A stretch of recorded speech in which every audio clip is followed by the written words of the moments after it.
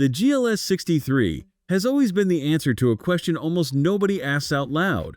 What happens when you take the largest, most comfortable Mercedes SUV and hand the whole thing to the people in a Falterbach?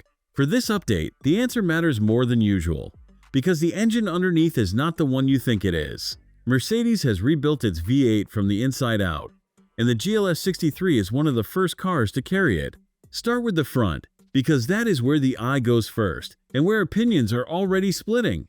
The grille is grown, the headlights are larger and now reach into the grille itself, and the whole face sits more upright than before. Some people are going to find it too much. I stood in front of it and went back and forth, and I landed on liking it, mostly because there is now no mistaking this for the standard GLS. There is an opening between the hood and the grille that looks like styling, but it is functional, feeding air to cool the engine below. Down the side, the proportions are exactly what you expect from this car. It is long, it is upright, and it carries that third pillar with the kind of confidence that only the biggest SUVs have. What changes the mood are the wheels, up to 23 inches, in a monoblock style that fills the arches without trying too hard.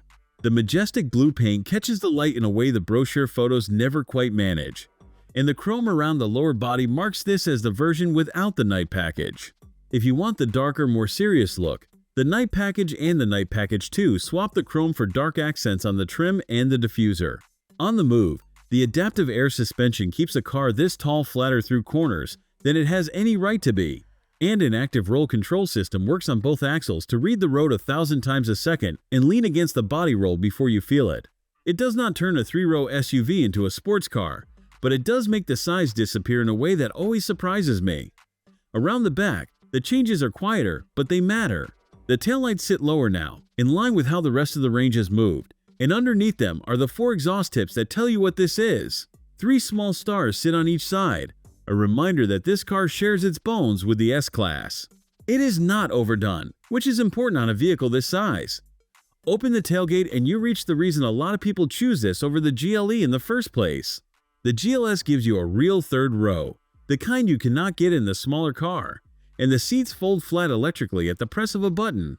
If you have a large family, or you carry people and gear in equal measure, this is the practical heart of the whole thing. The load floor is flat, the space behind the second row is generous, and the buttons to drop every seat are right there as you load.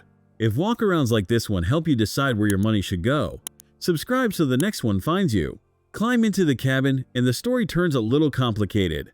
The super screen runs across the dashboard. The Burmester sound system fills the space, and the diamond-stitched leather with brown and orange accents feels exactly as expensive as the price suggests. The head-up display now adds augmented reality for the first time, and the new operating system brings in voice assistants built on outside artificial intelligence to answer questions naturally. Here is the honest part. This is a second facelift of a car that has been around for years, not an all-new generation, and you notice it in the details. The screen technology is a step behind what the newest, smaller Mercedes models already use. That is the cost of buying late in a model cycle. What softens it is that the things you touch every day, the seats, the leather, the sound, the sheer sense of occasion, are still among the best in the class. And the augmented reality display is genuinely new rather than carried over. The front seats are wide and deeply padded, the kind you sink into rather than perch on, and the driving position sits high and commanding. Move to the rear and the GLS shows why it costs what it does. There is limousine space back there, with tablets mounted to the front seat backs, an extended center console that pulls out with its own pair of devices like the S-Class, and cup holders that can heat or cool your drink. The rear webcam built into the tablets is the kind of feature I am still not sure anyone needs, but it is there if a video call cannot wait. Then the engine, and this is where the update earns its name. Under the hood sits the 4-liter twin-turbo V8, hand-built under the one-man, one-engine philosophy, now reworked with a flat plane crankshaft. That single change reduces the spinning mass inside the engine and lets it rev more freely and respond more sharply.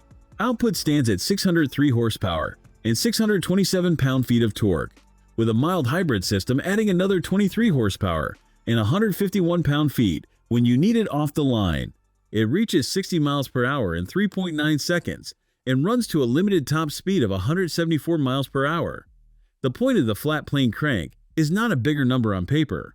It is the way the engine picks up, and the way it now meets tougher emissions rules everywhere it is sold, without losing the character that made people want it. So what is the GLS 63 now? It is a car that did not need to change its shape, so it did not, and instead changed the one thing that mattered most for its future. The V8 survives, sharper than before, in the largest performance SUV Mercedes makes.